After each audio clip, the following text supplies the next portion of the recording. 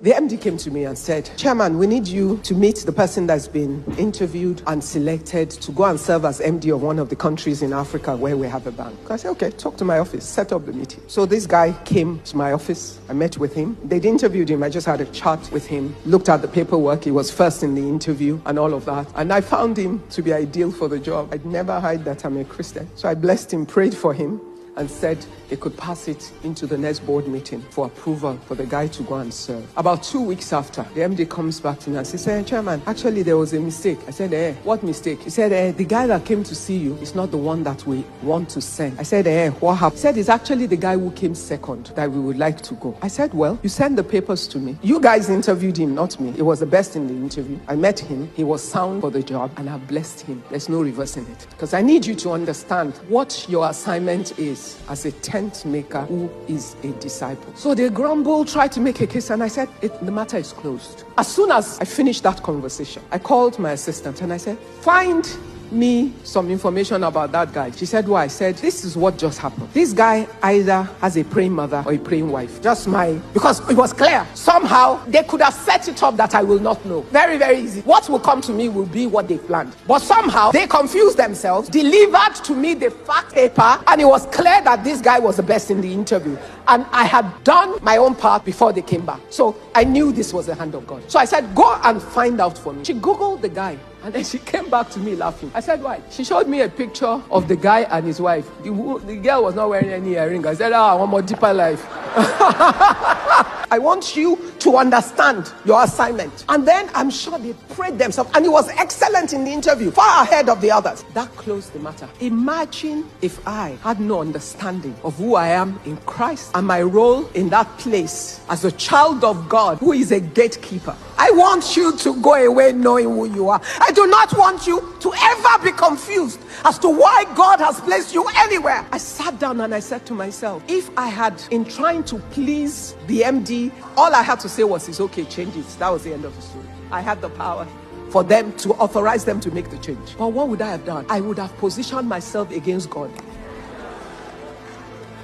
In one go, trying to please men and submit to their ways, I would have positioned myself against God.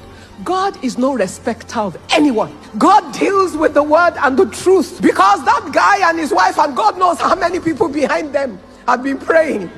The hand of the Lord will fall upon me without a doubt. I'm a child of God, but I would have been against God in that moment.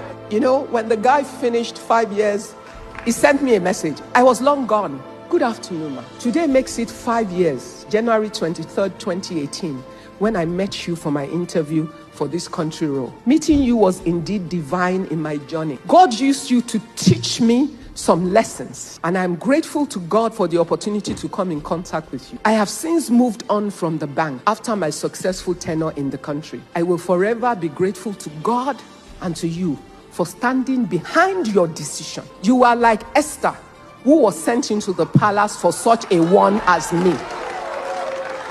God bless you more. Let me tell you, this shook me to my bone, because very easily it could have gone the other way. I might not know the basis of my troubles, because many troubles will come after, because I will be against God. Some testimonies are mind-boggling and very inspirational, right?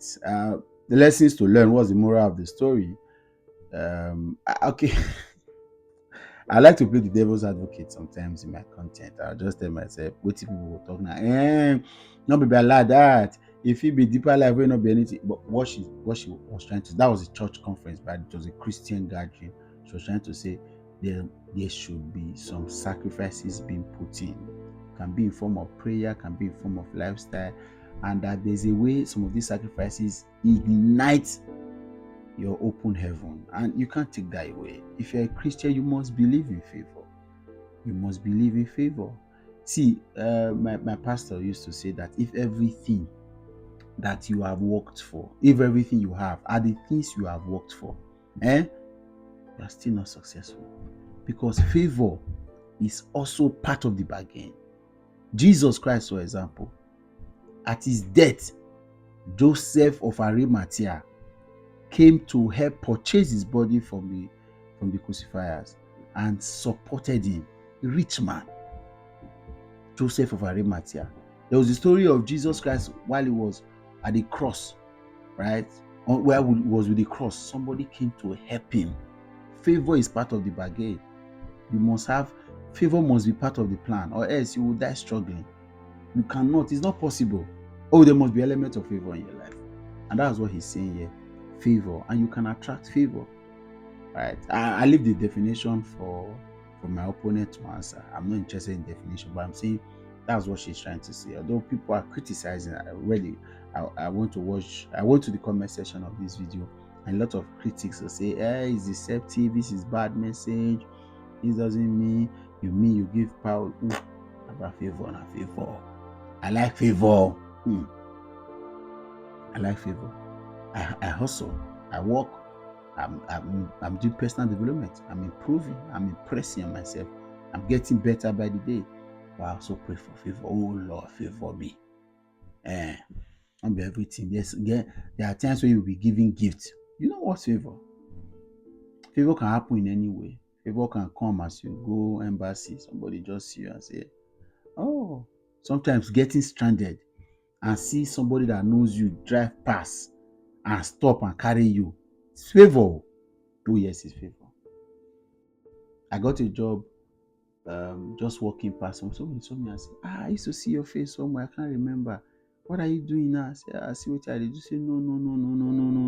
You can't do that. Don't worry. Take this, call this, do that. I mean, they collect the money. I did not send quarter of that money to that. I have not paid tithe to that guy. It was favor. So favor is part of it. And you must position yourself for favor. You must pay the sacrifices. Some of these things can be in prayer.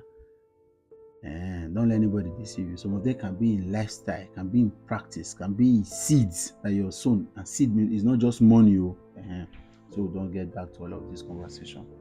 Favor. Favor.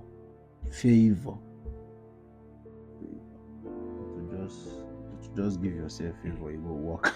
I'll catch you another time. Bye for now.